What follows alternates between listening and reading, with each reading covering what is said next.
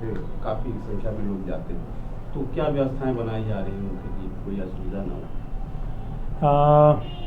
महाकुंभ को देखते हुए हमारे वरिष्ठ अधिकारियों के निर्देश पर हमने सुहागी पहाड़ पर नवाचार प्रारंभ किया है। जैसा आप लोगों की जानकारी होगी, हमने पहले भी इस बात को ब्रीफ में बताया हुआ था। महाकुंभ को देखते हुए 11 तारीख से गाड़ियों का आवागमन तेज हुआ था।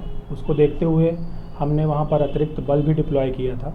सुहागी पहाड़ पर अक्सर हादसे होते रहते हैं, कई बार जो है बड़े वाहन पलट जाते हैं और भी कुछ एक्सीडेंट्स होते रहते हैं, जिसको देखते हुए हमने सुहागी पहाड़ पर एक सहायता केंद्र स्थापित किया हुआ है, जिसके माध्यम से जो दूर से आ रही गाड़ियां हैं उनको हम लोग सचेत करने का काम और उनको बताने का काम कि आगे पहाड़ी है, उस पर आप सावधानी पूर्वक और स्पीड को कंट्रोल करके अपनी गाड़ियां चलाएं, ऐसा हम लोग उनको बताते हैं। जो नशे पर वाहन चला रहे हैं, नशे करके वाहन चला रहे हैं, उन पर हमने सतत कार्रवाई की है। लगभग 25 से 30 बड़े वाहनों पर हमने कार्रवाई की है, जिसमें एक बस भी शामिल है।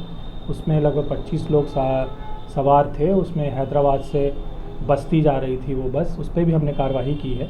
तो इसका हमने परिणाम ये देखा कि काफ़ी पॉजिटिव और सकारात्मक इसके परिणाम है कि इसमें कोई बड़ी दुर्घटना अभी तक सामने नहीं आई है।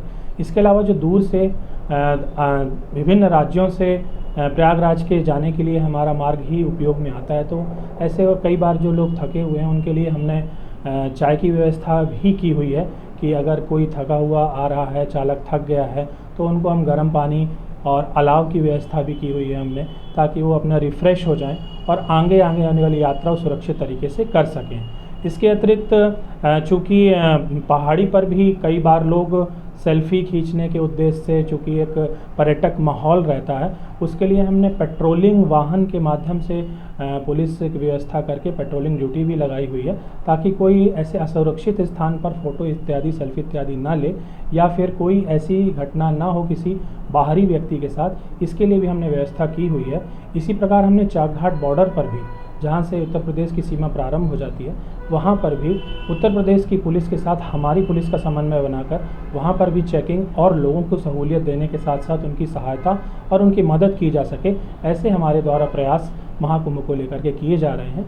और जो कि हमारे वरिष्ठ अधिकारियों के द्वारा हमको कुछ उसके लिए विशेष बल भी प्रोवाइड किया गया है, जिसके बल के माध्यम से ये काम को हम अंजाम दे पा रहे हैं। और ये काम अभी हम अनवरत जारी रखेंगे, ताकि लोगों को एक सुरक्षित यात्रा का माहौल मिले और महाकुंभ जाने के लिए वो सुरक्षित तरीके से यात्रा कर सकें। ये कब तक चलेगा सर? ये चूँकि 13 जनवरी से कुंभ प्रारंभ हुआ है और 26 फरवरी तक रहने वाला है, तो इसमें जो प्रमुख पर्व हैं, जैसे कि अभी मकर संक्रांति और वोशी पूर्णिमा थी, इसके बाद मौनी अमावस्या आएगी, और इसके अलावा बसंत पंचमी, महाशिवरात्रि, और लास्ट में 26 तारीख को महाकुंभ का समापन होगा। तो इन दिनों, जिस दिन महापर्व है और शाही स्नान है, उन दिनों वाहनों का आवागमन ज़्यादा तेज होता है।